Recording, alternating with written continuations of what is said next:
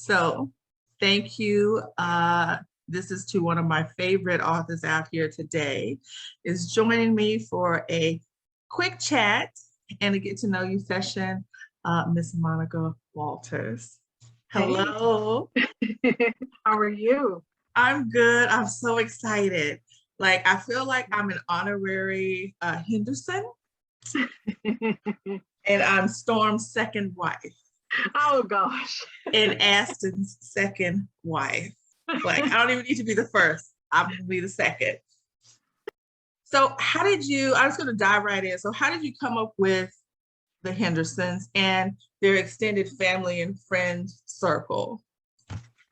Where I live in Nome, Mhm. there's a family called the Dogays. And you Okay. may be familiar with Dogay rice and Yeah. you buy it in they all live here in Nome. Oh, okay. So I kind of patterned the Hendersons after them with the rice farms, all their rice farms, their grass farms, all of that is in Nome. So I tried to pattern the Hendersons after them. And I had no idea this place existed. I was like, okay, I've heard of Beaumont, obviously. I was like, no, never Yes. heard of it. And then I went and looked it up, which is another reason like I love reading too, because you even in fiction, you learn so many different things. And I had no idea that this place existed. And then who was it? What's the friend, the Siemens? No, what's the rodeo? Oh, Simeon. Yes, you know where I was Simeon. going with it. Simeon. Oh Yeah. my God, that whole Yeah. family. Oh, amazing. So then I went and, That's my cousin. looked. Yeah, they're your cousins? Yeah, I actually Oh, have cousins that are Simeons and they own Simeon stables. get out. Yeah. I was like, this entire family. So then I became like fans of theirs, and I'm like following them now and keeping up to date with their stuff. I loved it. And I love like the realness of this whole Henderson country hood love kind of thing, because when I moved to Houston many moons ago, we discovered the Zydeco scene, my sister and I. And there were Black cowboys everywhere, tight jeans, and it just opened us up to a whole new world. And got my Yes, nickname Miss Parker. ma'am. Yeah, I was like, and then to the young fellas, I was Miss Parker, which I appreciated. That was good for my ego. And then my sister was like, everybody knew her. No one knew my real name. I was just Tam's sister. And I was like, I'll take it. But the Cowboys were amazing. So I went into like a little culture shock. I Yes. loved it. Yeah, I loved it. So obviously that's one of my Yes. favorite series by you. When did you realize that you could write something that would impact someone's world so much so that they feel like not only do they know you, but they feel they're a part of the world that you created? Probably I've been writing forever. And probably when I wrote my first novel, which was in 2011, I shared it with my sister. I was like, can you believe this? I wrote a book, because I was writing short stories before that and poetry and songs and stuff like that.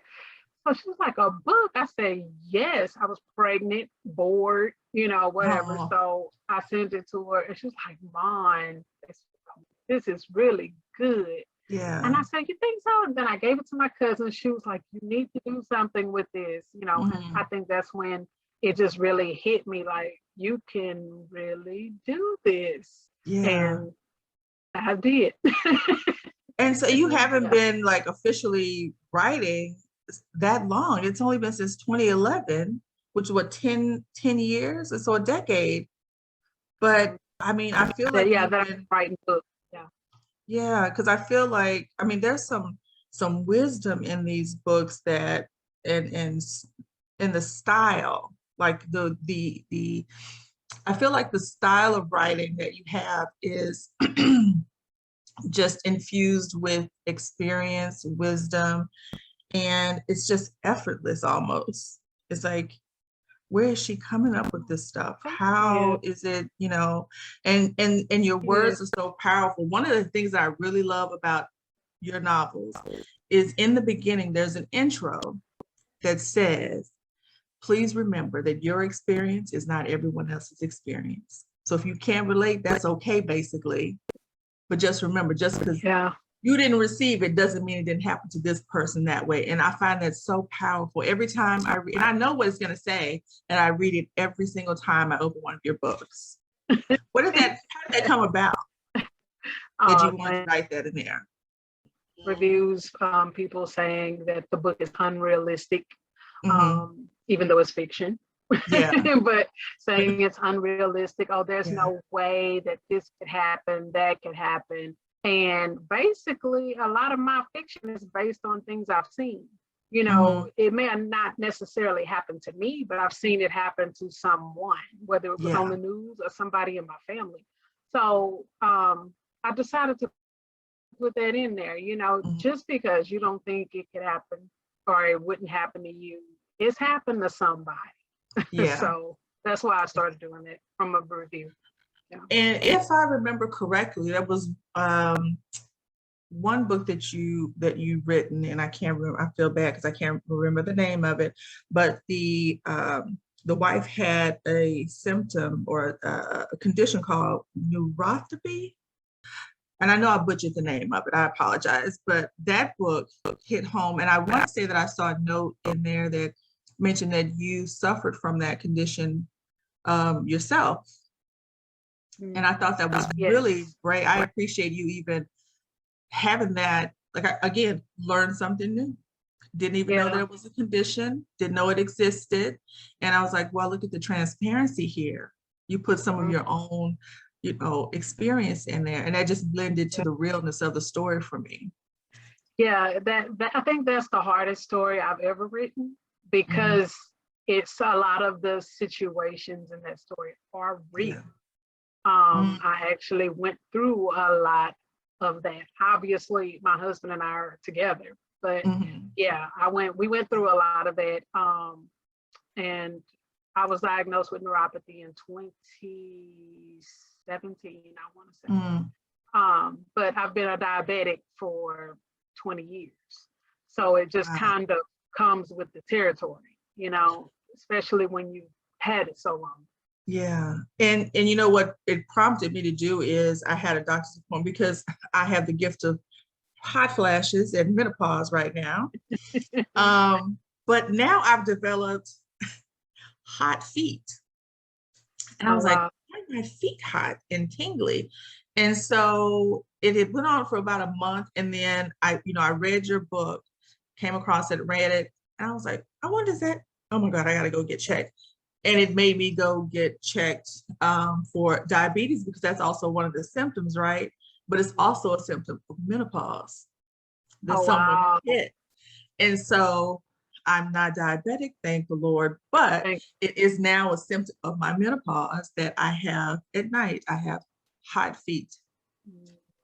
So I was like, mine is total opposite. Mine, they won't feel cold to the touch, but they'll feel cold to me. Like if I'm walking around, like, God, my feet are freezing. But if someone touches it, they're like, your feet aren't cold. But because of the nerve damage, you know, in my feet, they feel cold sometimes. Wow. Yeah. Whew. Okay. Well, so I know you're not just a writer of all things literature, since I'm finding that out, poetry, music, short stories. You also work as an editor too, is that? Occasionally. I did it more last year than I did this year. I wanted to just kind of relax a bit, you know, and not work myself so hard.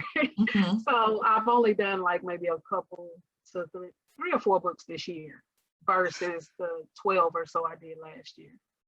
So working with authors on this side of things as an editor and maybe even as a consultant, you know, an advisor, do you think having a big ego helps writers? Sometimes not. You can't let your ego get so big to where no one can tell you anything. Because then that can hinder you. Yeah. There's always going to be somebody that's doing better than you. Mhm. So if they reach out to offer you advice, or if you ask them their opinion about something, but you can't receive it because, oh, this is my work, and this is how I do it, that Yeah. ego can get in the way. Yes. But you need a little bit of it in order to effectively promote your work. Right. Right. Because if Right. you're not excited and think your work is good or great or the best you've ever written, then how Yeah. can you convey that to somebody else? Right. 'Cause you have to be your biggest cheerleader. I Right, definitely agree with that. I agree with your statement that you have to have a little bit of it to be your own cheerleader, but you have to be humble enough to receive constructive criticism. I always tell people if I review a book, I don't just look at it to be entertained.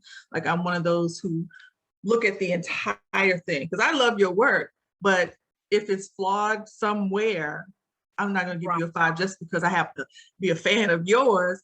I'm still going to give it maybe a 4 or right, a 3.5, whatever that particular book, because I look at right, everything, spelling, right, grammar, punctuation, and I've only had one instance where an author said, I don't accept this. And I gave them, I think, a 3.5 or a 4. And they were like, I don't accept this. This is an award-winning piece of work.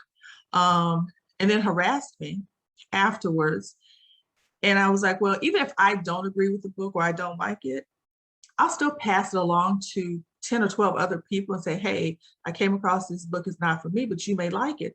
So that author still could have gotten additional 10 or 12 reviews, but right, because that person was so negative, if you come at me negative or you receive the feedback in a negative way, then that does hinder you, like you said, that hinders you. And then right. it stops me from wanting to talk about his Read books to anything. anyone else, Yeah, refer him to anywhere else, because I knew other people who would have loved his book. It just wasn't for me. And, right. and so I was like, okay. So that was the first time I've ever blocked someone. That's weird. That's weird. Yeah. So I was like, okay. And I always tell people, if you're looking for a yes person, That's not me. that's not me. Can't do it. I'm not perfect. Don't, pretend to be. I know what I like. And I know some, basics about book reviewing, and it is what it is. But, I think a lot of times too, with like reviews, um, you can deliver a negative review without trying to gut punch people or get Right, likes. Like you can deliver a negative review in a constructive way so that it doesn't come across like you're being a total, right, B word for saying, right, and just say, oh, right. that book was trash. Okay, well, that wasn't helpful. It's a review, but it's not helpful. No, I I don't think like those, that word. yeah. And those kind of irk me too, because I'm like, it, okay, we get it, Yeah, you didn't like it. So, yeah, um, and I think too, in addition to, having a healthy self-esteem, healthy ego, I think some of the best writers like yourself have to have a good grasp on their emotions in order to convey their stories effectively. Do you think that's true? yes, yes. Um, I was talking to someone last night for a Zoom Mhm. or a podcast or something. I don't remember, but she was asked. I was telling her that I often put myself in my character's shoes. So, and Mhm. it's easy to do because I write first person. Yeah, So I'm always saying I. So it's like it's yeah, me in this predicament, even though, right. I know my character, I know their likes and dislikes. So, it's easier for me to pretend to be this person. So, yeah, you get my raw feelings in this story based on who this character is and what they're going through. And And I'll tell that's you, you saying that, thinking about it, and as you're saying that, I'm thinking about the scenes with WJ oh, and the way you handled the depression and the anger that he had been holding on to. And I'm thinking that's some real stuff. I mean, that's real. And I related to that character so much. And it just felt personal to me. Like the way you got inside his psyche it and you was, felt his pain. Like you yeah, could feel it. It was there, palpable. And there were a that couple of was writing strong. sessions with his book where I literally had a headache when I finished. And it Yeah. wasn't because I was tired, it was just the content and Yeah. being in it, Mhm. and or I was crying or whatever, so Yes. yeah. Yeah, he was such, and even in the beginning when he was being a jerk and we didn't know what was going on, I kept saying something else makes him angry the way he is. And when his story finally came out, I said, she did that. I felt every bit of that. The minute Storm came into the house and just stopped him from completely ending his life. Oh my God. Girl, I had to put my book down and I was like, damn. I was like, damn, girl, have you read? And she said, no, I haven't read it yet. Okay, well, hurry up so we can talk about it. Because I was in my feelings. And I Yeah, was just like thrown off because that book, for his first installment was so powerful. I mean, I yeah, was like almost in tears, almost the entire book, because it was so, you felt his pain, yeah, every bit of it, every bit yeah. of it. And then I was like, is she stalking me? Because Olivia's sneaky link, her little young tender, I was like, oh, okay, been there too. Is this woman stalking me? Yeah, it was, I felt her side too. So needless to say, I connected quite a bit with both characters in So, this. Yeah. Yeah, I was like, okay, I've been Olivia and I've been WJ. So yeah. I was like, that's amazing. Uh, But for you to say that how you connect with your characters, I too would have been exhausted. I'm like, how did she even get through that? Because yeah. as a reader, I was emotionally exhausted. And Yeah. then I was when she, but I'll tell you though, when Olivia was trying to fight not sleeping with her young Yeah. tenderoni, when he came, said, you know you want this. I was like, yes, we do. We want it. We want Yeah. it. Give it to us. We need it. Like, work this back out. Okay. Yes. Yes. Yeah. I felt every bit of it. Yes. So, so yeah, I appreciate that book. Like I could not wait to add it to my collection. Like you have a shelf by yourself Oh, in my office, and when this is over, I'm going to show it to you so you can see it. Like you have your okay. own shelf because Thank I just got you. to keep adding to in this novella.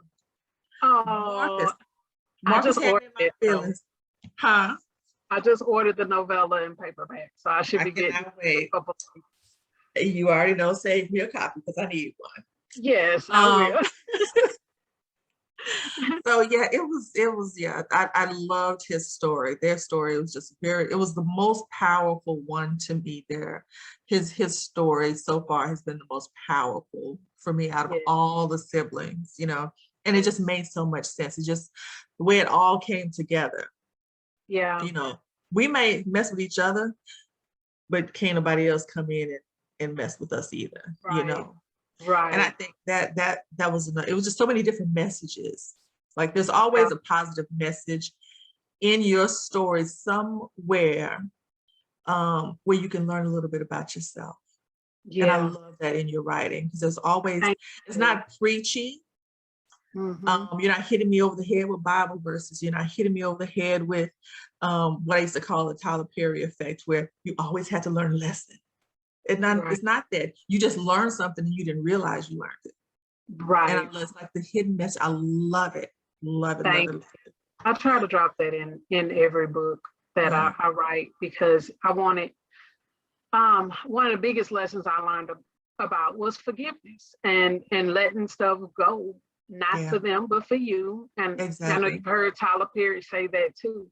And Mm-hmm. but it was one of the biggest lessons that I've had to learn, Yeah. throughout life. I wasn't no 20-something-year-old that put out her first book. I was Yeah. in my 30s, when Yeah. I put out my first book. So, I had been through a little bit of life at that point, Mm-hmm. so it's imperative, for your health, for your mental well-being, all those things. And I try to incorporate that in every book, no matter what's going on, who did Mm-hmm. what to who, you have to learn to let stuff go. Yes. Yes. And So, then it, yeah, yeah, and you do it very well. I mean, you can, thank it shows in your writing. Is thank that would you tell that be one of the things you advise an aspiring writer would be to make sure that you, for one, I guess, like what would be advice for an aspiring writer? Would it be if like you're holding on to something before you can truly give yourself over to this thing called writing? Do you need to make Oh, sure that you have, absolutely. yeah. Absolutely. Because I mean, when you holding on to different things and you have a little toxicity going on over here, some negativity going over here, just one constructive criticism, like you probably gave that author, Mhm. could push you over the edge, Yeah. and in this industry, in any industry where you're giving something to people, you're gonna have to face criticism, Yeah. and how they felt about that particular product. So if you're not at a place in your life where your mental can handle constructive criticism, or you Hmm. can even receive it, Yeah. it's going to tear you apart. Yeah. So yeah, you need to be in a place, mentally and emotionally, that you can accept what comes along with the territory.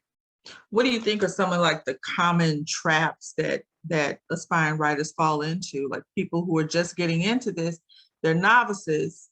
I can think of a few off the top of my head, but what do you think are some of those traps that they fall into? Um, some are trying to keep up with someone else. Oh, she releasing back to back. Let me do that too. Mm, mhm, Or I noticed some, they like to, especially on social media, they get a little too pushy, where mhm, they're tagging people in their posts, people they've never spoken to. A lot of mm. it is just etiquette, Yeah. and it's like, okay, first you need to work on your craft first and foremost, your craft, Yes. and your self-esteem, about believing in yourself and what you're capable of. That's Hmm. the first thing you have to do. But Yeah. connecting with people should be authentic, not pushy. I've never hopped in anybody's inbox asking them to read my book, Yeah. never. And sometimes, a lot of times, that turns people off. So yeah, they try to keep up with people, not knowing what that person has been through to get to where they are. Hmm. Um, it may seem like, oh, she blew up like that. No, Yeah. you didn't see all the background and Yeah. the labor and the groundwork I did before I got here. Right. So Right. a lot of times they look at other people and they compare themselves to other authors. No, this is your journey, and Hmm. your journey is going to be unique. So you just do your best, do what you're supposed to do. Study your craft, study those that have been in the game a long time, that's writing in your genre. Study Hmm. grammar, study, Yeah. just study, and Right. constantly try to perfect.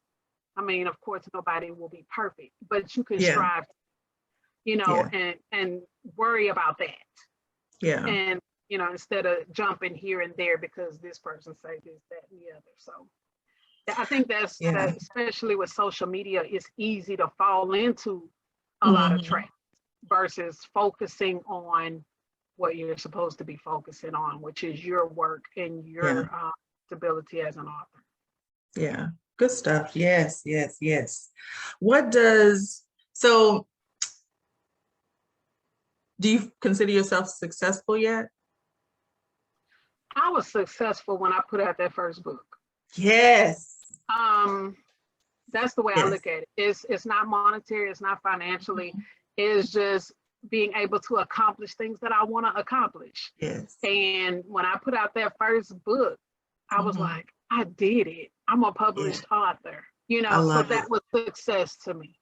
I love Um, it. I love it. there's different levels to it, of course, now, Mhm. for me, okay, my next goal, I want to do this, or I want to have 10 books, or I Yeah. want to get a number one banner, so Hmm. there's levels for me. But yeah, I've always considered myself successful. I love that. And I've asked that question to a number of people. And that's the first time that it's like, oh yeah, releasing that first book made me feel great. But my question was, do you feel successful? And that's the Yep. first time somebody said, I feel successful when I released that first book. I love that. Because it's true. You did something that other people don't do. I always try to congratulate people first or 50th book. Right. I'm going to congratulate you for doing that, putting yourself out there and doing something that other people are afraid to do or can't do. Yeah. You know? And that goes along with having a positive mentality and seeing yourself in a positive light. Yeah. So if you don't see yourself in a positive light, you undermine the things that you do that are really great. You know, it's not like everybody is putting out a book. You know, that's something great. So yeah, that's success to me. Yeah. And then one of your most successful characters is Brandon. He has his own fan club. Yes, he does. And he gets a kick out of it. What's so funny is they think that he doesn't know all of the stuff I post about him. He knows everything, and then he wants to read the comments. So yeah, he knows. He kills me. I'm like the one with you put up one post maybe a couple of months ago where he was buying food on the way home with the gas card or something. And I was like, that hidden eating, I was like, that was killing me. But I was like, how do you feel having a husband that is a celebrity? Because he is a celebrity in his own right, and I love that. So you have to fight with his fans, man. I mean, when I posted, you remember the post like, hold up, y'all don't know Brandon, don't friend request him. Yes. And I was like, well, that's just bold. Friend requesting my husband. Yeah, that's just bold. I was like, they are out of line for that. But he's a character all by himself. He's probably your most successful one. But he cracks me up, you too. What do the girls think? Do they know that you are the MonicaWalters? Yes. Like they do? How do they feel about it? They get excited about it. I mean, from the time I want to say they were 3 and 4 when I had my own little private book signing for my first paperback. And I had a little table. It was at my house. I had a table set up and everything. And the next morning, I went in the kitchen where I had the table still set up. And my oldest daughter was sitting there pretending to sign a book for my baby girl. So they watch everything. And now that, that they have their tablets and stuff, they Google me like, Mommy, you are famous. I'm like, oh, Mommy is not famous. But like, I can look you up. I can't look up Daddy. Yeah, you're on the internet. You're famous. Yeah. Are either one of the girls kind of following in your footsteps and has a little writing bug? The oldest one, she's written a few stories. I just don't know. I'm trying to figure out how to market them because they're like children's romance. Okay. I may have someone for you. Okay. Catalog that information. Yes. Yeah, that is amazing. I love it. So I said this wasn't going to be long. I just want to do a quick chat and get to know you session. So my last question would be, do you feel that you are actively sitting in your purpose? Absolutely. This might be long, sorry, but just the way it happened. It was like, okay, I'm writing. I really didn't start writing a lot. I wrote that first book in 2011, and then I just put it down. I didn't write anything else until probably 2013, I think is when I wrote the second one. And then I put them both on Amazon. But I started actively writing then. And I was putting out maybe 3 to 4 books a year. And I was still working. And I saw, my sister told me about Girl Have You Met? It was in Dallas, and I went. And I brought some of my paperbacks and I gave a paperback to Be Love. Mm-hmm. And she said, oh, well, if you're giving me a paperback, I'm gonna give you one of mine. Mm-hmm. It wasn't about, oh, I'm more established than she is or anything like that. You know, it was genuine. Mm-hmm. And later, it was probably a couple of months later, she did a thing where she opened up her publishing company, agreeing to give any author that wanted a contract, a 1-book contract for a particular themed book. Mm-hmm. And I knew I would have to write it pretty quickly because it was to be an October release, because it was like a Halloween type thing. Mm-hmm. And I told my husband about it and I messaged her. And she was like, oh, absolutely, yes. And I was like, oh crap, that means I have to write this book in like weeks.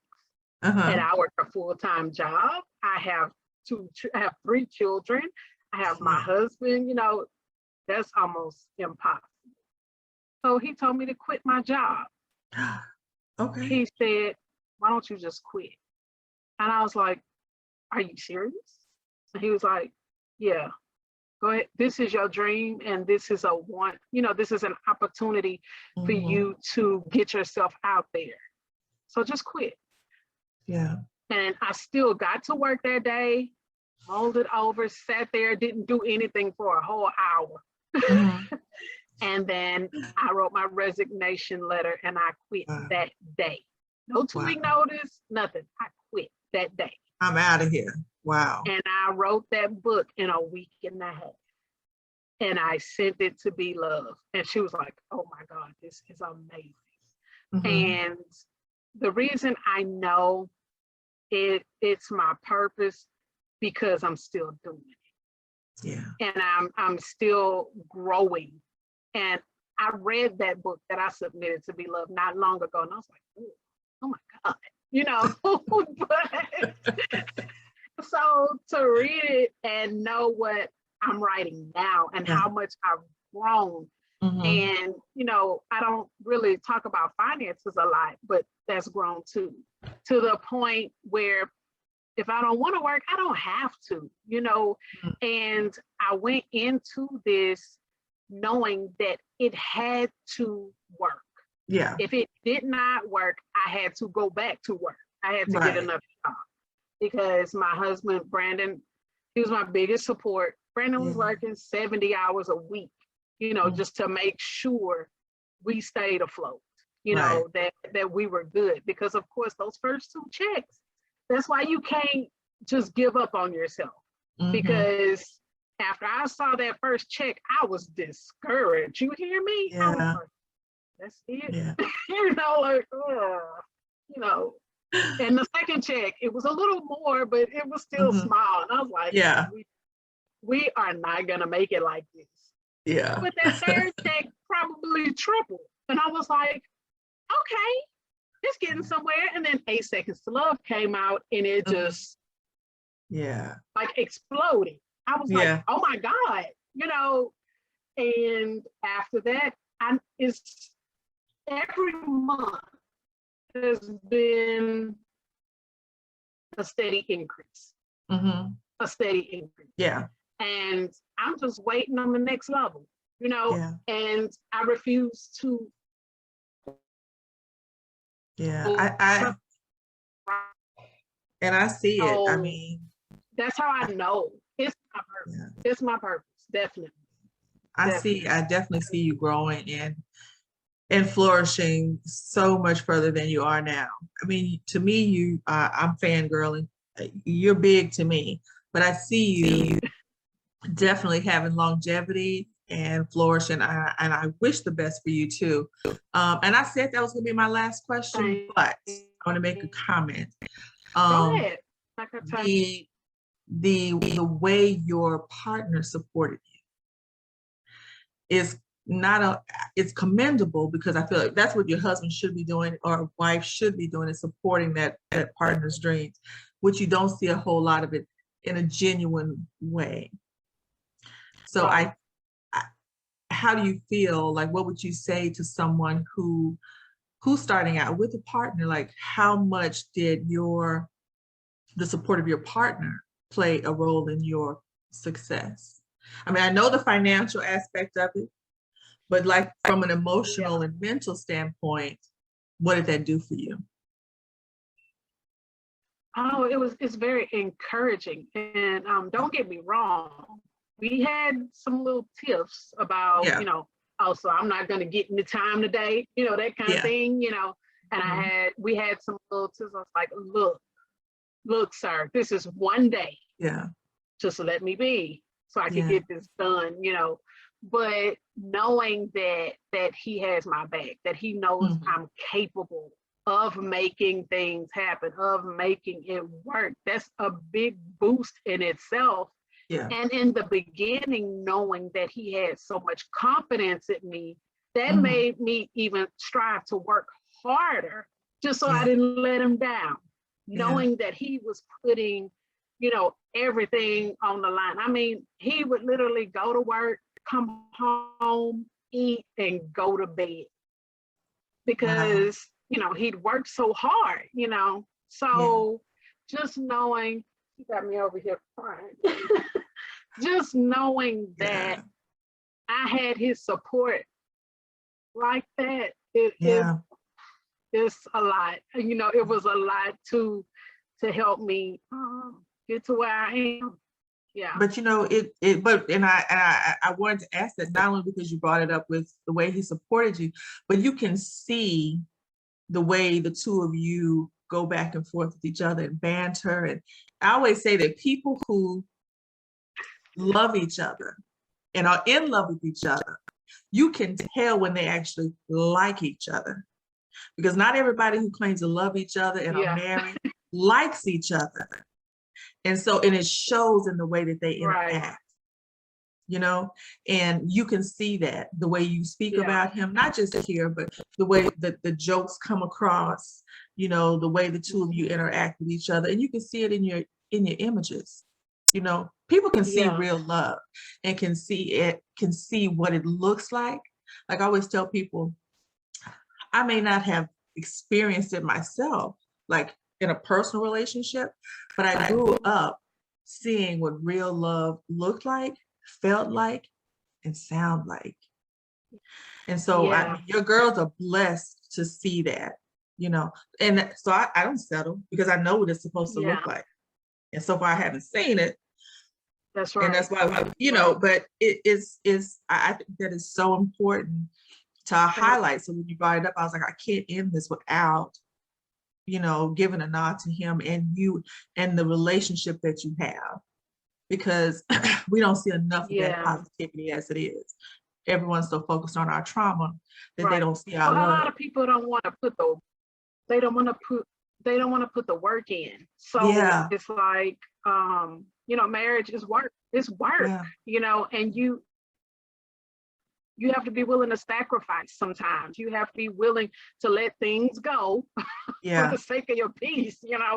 And I mean, I'm not saying, oh, let that person run all over you, but hmm, it's little things, that you have to sacrifice, like him not wanting to fold his clothes, that kind of stuff. yeah, It used to get on my nerves so bad. Now it's just like, yeah, because he's not gonna do it. He's not. He's yeah. just gonna throw him in the chair. That's just what he does. Well, So yeah, yeah, it takes work. yeah.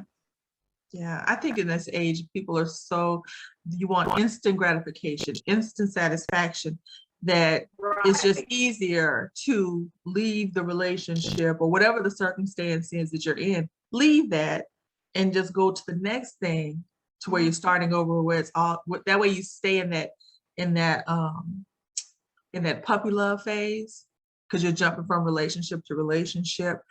But I mean, Mm-hmm. after all the puppy love is over, I Right. think that's when your real love begins. Because now you're bringing in real world experiences Yes. and all of that. And that's when you see the real Right. love. Yeah. So I Mhm. commend y'all for Yeah. getting to the And real it's the love. same And it shows. literary industry. Yeah. Good Thank you. stuff. And it's the same in the Awesome. literary industry. Yeah. Uh-huh. Yeah. In what respect? Like how do you People expect, they put out that one book and they expect it to take off. They want that instant gratification, like you said, and you have to put the work in a lot of times. And you see sometimes, I'm not saying this is the case for all of them, but they'll write and then next thing you know, they done jumped into doing something else. And then they jump into doing something else because they're trying to find that instant gratification, something that's going to make them quick money, you know, or whatever. But sometimes you have to put that work in to get it. I mean, you have a few that'll put out that book and it just blows up, you know, whatever. But for most of us, it takes a lot of work. A lot of work. Well, we are here for you. Like I said, I was just excited. I was like, I can't start this whole series and not have her on here. It's you and a few other ladies where I was like, I have to get them on here. There's no way I can start this without them because I mean, like all you have to say is you're releasing a book and 9 times out of 10, there's certain authors that get the one click. Fast. And then you may get a one click, but then if I go and I get the paperback, okay, you've made it to the upper echelon. And that means I'm actively stalking your page.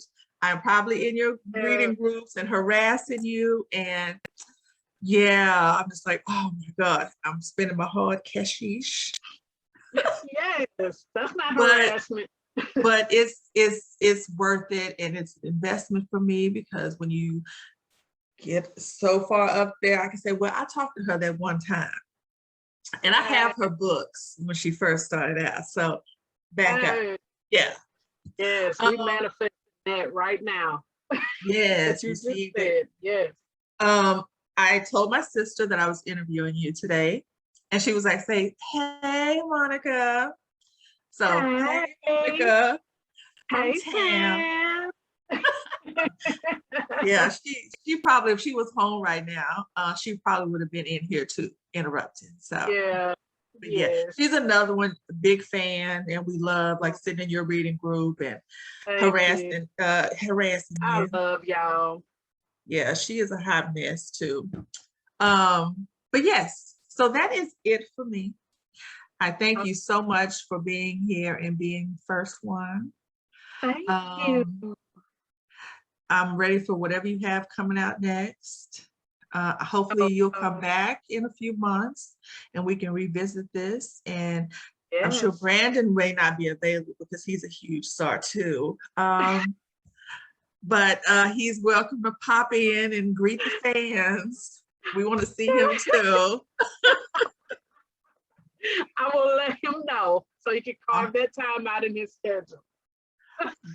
Sounds like a good plan to me.